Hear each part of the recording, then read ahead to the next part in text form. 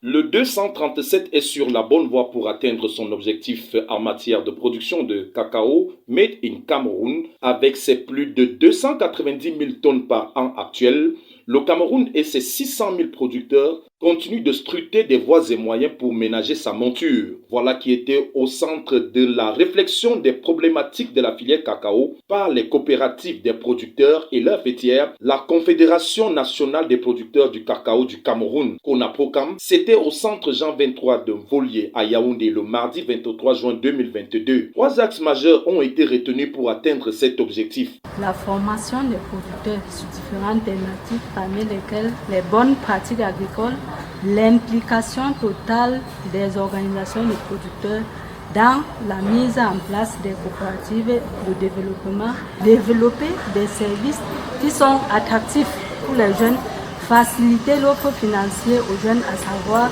le développement des services financiers adaptés à la filière cacao et entre autres solutions, l'adaptation de la formation académique aux besoins et attentes des producteurs.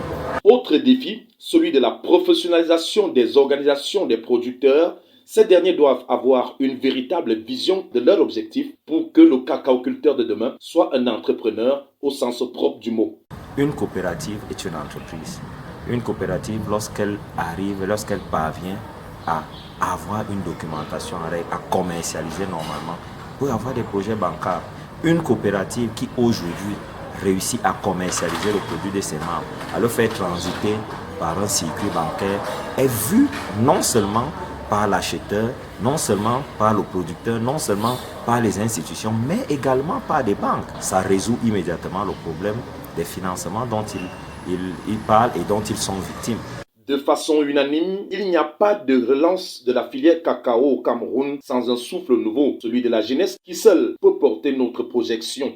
Il est important pour les OPA déjà au niveau de la base, dans les coopératives, d'impliquer les jeunes davantage, notamment à travers l'insertion des jeunes dans les organes de gestion des coopératives, c'est-à-dire des OPA, mais également impliquer, accompagner également les jeunes dans l'accès au foncier. Les faciliter l'accès au foncier, qui leur permettent de pouvoir créer une vraie plantation. Le projet Projacam et ses partenaires nationaux et internationaux militent ardemment dans la professionnalisation et l'implication des jeunes dans la filière cacao pour qu'à coup sûr, les fruits tiennent aux promesses des fleurs.